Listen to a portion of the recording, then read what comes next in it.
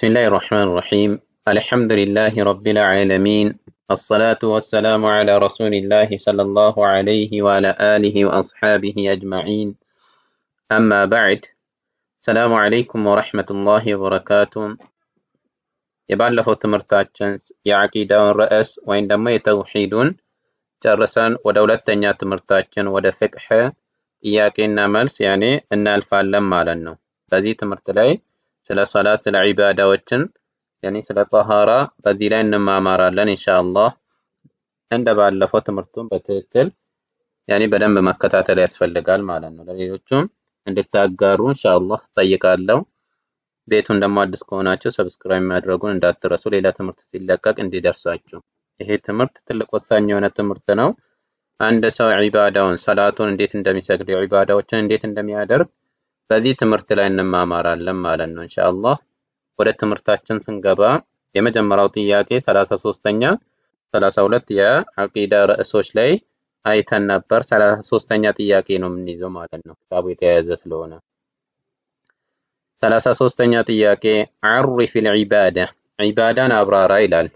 عرف ትርጉምን ስጥ፣ አብራራ እያለ ነው። ጀዋብ አንድ ሰው ما هو العبادة ተብሎ ከተጠየቀ عرف العبادة ዒባዳን አብራራ አንድ ነው ማዕናው ማለት ነው። ما هو العبادة ተብለን ከተጠየቅን ዒባዳ ታሪፉን ነው የምንናገረው ማለት ነው። በሸሪዓ ዒባዳ ሲባል የሚፈለግበት ሁሉ አጠቃላይ ነው። ما يحبه الله الله የሚወደውና ويرضاه የመረጠው የሆነ من الأقوال ከንግግር والأفعال ከተግባር من الأقوال የተለያዩ ዝክሮችን መልካም ነገራቶችን መናገር ይመስል ማለት ነው። والأفعال ከተግባር መጾም፣ ሐጅ ማድረግ፣ ሰላት መስገድ ይመስል። والأعمال ከስራም ማለት ነው። ምን አይነት ስራዎች? الظاهرة በግልጹ የሚሰሩ በአካላችን ምንሰራ እንደ መስገድ እንደ መጾም። والباطنة የውስጠኛ በውስጣችን ኸውፍ መኖሩ ለአላህ መተናነሱ መኖሩ ይሄ ዒባዳ ሚለውን ይዛል። ከተጠየቅን አንድ ላይ ما هو العبادة وعرف العبادة كتبالن كل ما يحبه الله ويرضاه من الأقوال والأفعال والأعمال الظاهرة والباطنة ብለን ትርጉሙን እንሰጣለን ማለት ነው ኢንሻአላህ። ወደ ቀጣይ ዒባዳ ሚለውን ካወቅን በኋላ ወደ ቀጣይ ጥያቄያችን 34ኛ ጥያቄ ما هو الطهارة፣ ጣሃራ የሚባለው ምንድነው?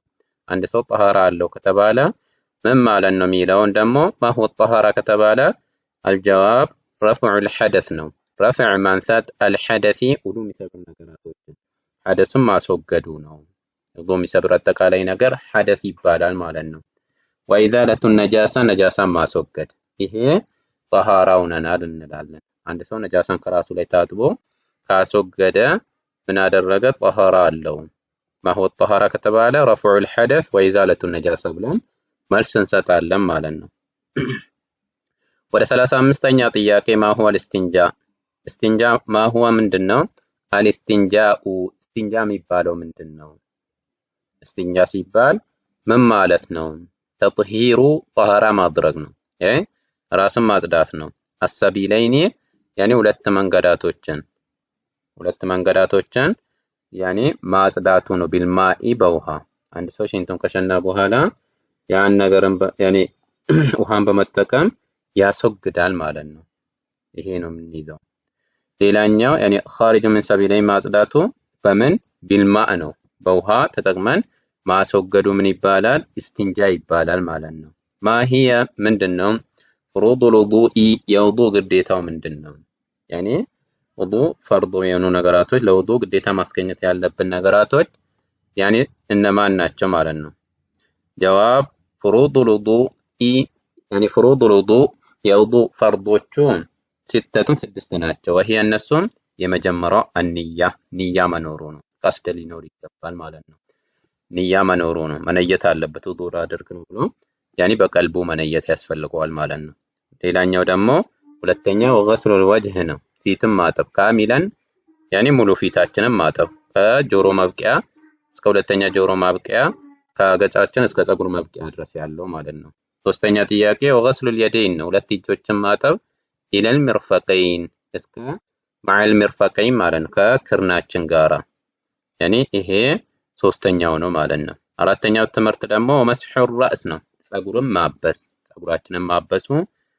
እሺ አምስተኛ ወገስሉ ማጠብ ነው። አልቀደመይን ሁለት እግራችን ኢለል ከዕበይን አይ መዐል ከዕበይን ማለት ነው ከቁርጭምጭሚታችን ጋራ። ወተርቲቡ ቅድመ መከተል ያኒ ቅድመ ተከተልን ጠብቀን እጃችን ካጠብን ፊታችን ካጠብን በኋላ እስከ ክርን ካጠብን ፀጉራችን አብሰን እግራችን ማጠብ ይሄ ተርቲቡን መጠበቁ ማለት ነው። ይሄ ስድስቱ ፍሩዱል ውዱእ ተብሎ ይጠራል ማለት ነው። 37ኛ ጥያቄ ማሂየ ምንድን ነው? ነዋቂዱል ውዱእ ውዱእ የሚሰብሩ ነገራቶች ምንድን ናቸው ይላል። ጀዋብ ነዋቂዱል ውዱእ ውዱእ የሚሰብሩት ይሄ እሱ አልኻሪጁ የሚወጣ ሚን ሰቢለይኒ በሁለቱ መንገዳቶች ቁብለን አው ዱቡረን ማለቱ ነው።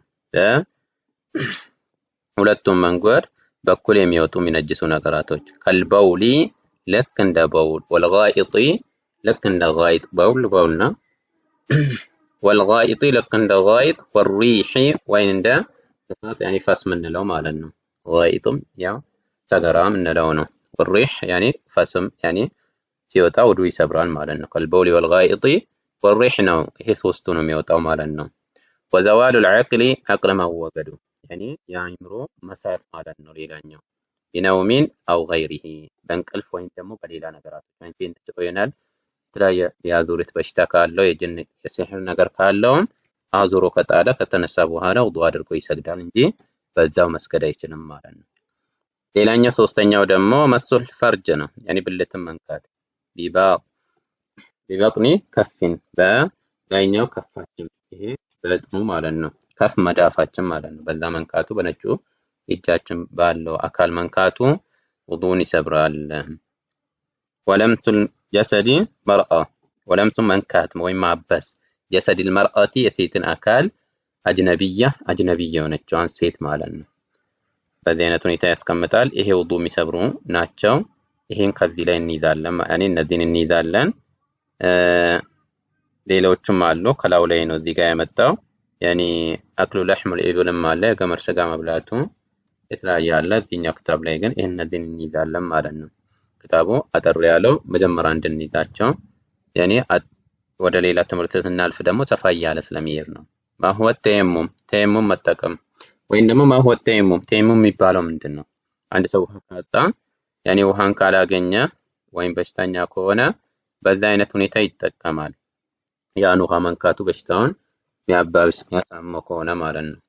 ጀዋብ መስሑል ወጂ ፊትን ማበስ ነው። ወልየደይኒ ሁለት እጆችን ቢቱራቢ በአፈር ጣሂሪን ጠሃራ በሆነ በደለን ሚነል ውዱኢ ከበደል ተቀይሮ ማለት ነው። ከምን ሚነል ውዱኢ አውል ጉስሊ ወይም ደግሞ ከመታጠብ ያኒ በውሃ የተቀየረ በደል ኑሮን ነው ምትኩ ነው ማለት ነው።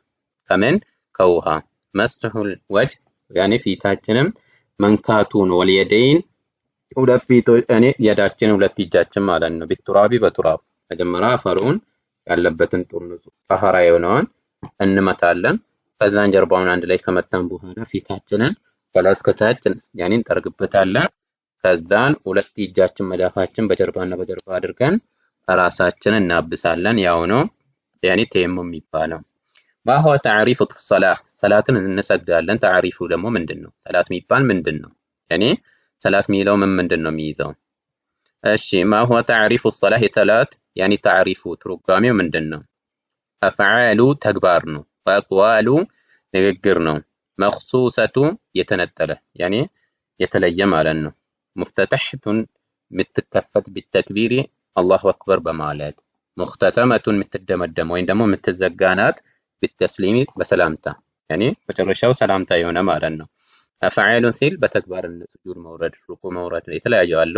በአቅዋሎቹ መቅራት ያኒ የተለያየ ዝክሮችን የስጁድ የሩኩ ላይ የተሸሁድ ያኒ መኽሱሰቱን የተነጠለች ናት።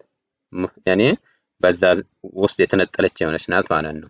ሙፍተተሕቱን ያኒ የተከፈተች አላሁ አክበር በማለት በተክቢረቱል ኢሕራም የምትከፈት ማለት ነው። ሙኽተተመቱን ቢተስሊም በሰላምታ የምትዘጋ ይሄ ተዕሪፉ ሰላት ነው። የሰላት ትርጓሜው ነው ማለት ነው። ጠይብ ኢንሻአላህ ከ40ኛው ጥያቄ እንቀጥላለን። አራተኛ ትምህርታችን በሚቀጥለው ትምህርታችን ላይ ቢኢዝኒላሂ ዐዘ ወጀል ቪዲዮ ከተመቻችሁ ላይክ ማድረጉን አትርሱ። ለሌሎችም እንዲማሩበት ሸር ማድረጉን እንዳትረሱ ኢንሻአላህ። ነስተሒ ቢሃዛል ቀድር صلى الله وسلم على نبينا محمد وعلى آله وصحبه أجمعين. السلام عليكم ورحمة الله.